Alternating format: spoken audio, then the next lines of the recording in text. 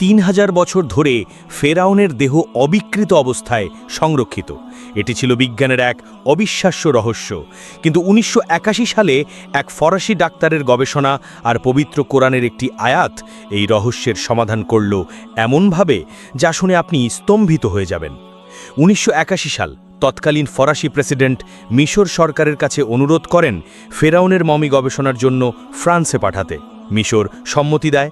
লাশটি যখন ফ্রান্সে এসে পৌঁছায় তখন যেন তাকে স্বাগত জানানো হয় একজন জীবিত রাষ্ট্রপ্রধানের মতো।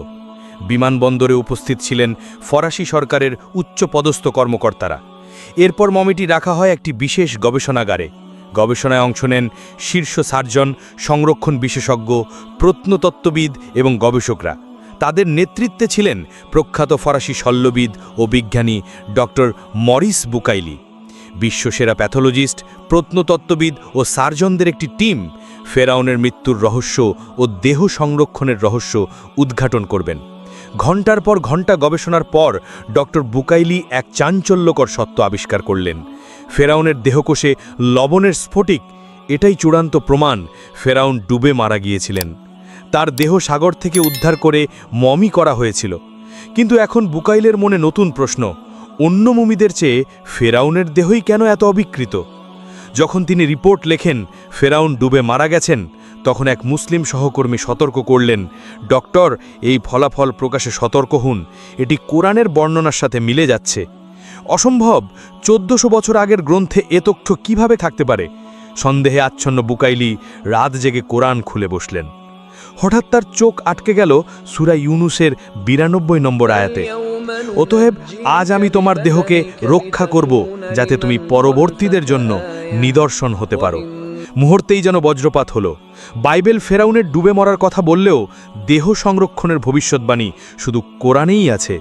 বুকাইলি বুঝলেন এটা মানুষের রচনা হতে পারে না, এটা ঐশ্বরিক সত্য। কিছুদিন পর সৌদি আরবের এক মেডিকেল কনফারেন্সে এক মুসলিম আলেম আবার তিলাওয়াত করলেন সেই আয়াত। তখনই ডক্টর বুকাইলি সবার সামনে দাঁড়িয়ে ঘোষণা করলেন, আমি সাক্ষ্য দিচ্ছি আল্লাহ ছাড়া কোনো ইলাহ নেই, মোহাম্মদ তার রাসূল, আমি মুসলিম। সেখানে উপস্থিত শতাধিক বিজ্ঞানী ও আলেমের চোখে অশ্রু। বুকাইলি লিখলেন বিখ্যাত বই the Bible, the Quran and the science, যা বিশ্বজুড়ে আলোড়ন তুলল। অসংখ্য অমুসলিম এই বই পড়ে ঈমান এনেছেন। ফেরাউনের দেহ আজও সাক্ষী দিচ্ছে অহংকারের পরিণতি। আমি তোমাদের সর্বোচ্চ রব, স্মরণ করো আমি কি তোমাদের রব, সূরা আরাফ 172। আল্লাহর শক্তির নিদর্শন, নিশ্চয়ই আমার আযাব ভয়ঙ্কর, সূরা দুঃখানের 16 নম্বর আয়াত। কোরআনের অলৌকিক সত্যতা, এরা কি কোরআন নিয়ে গভীর চিন্তা করে না? যদি আল্লাহ ছাড়া অন্য কারো পক্ষ থেকে হতো তবে তাতে বহু বৈষম্য পেত, সূরা নিসা 82। প্রিয় দর্শক, এই ঘটনা শুধু ইতিহাস নয়, এটা আল্লাহর পক্ষ থেকে জীবন্ত প্রমাণ।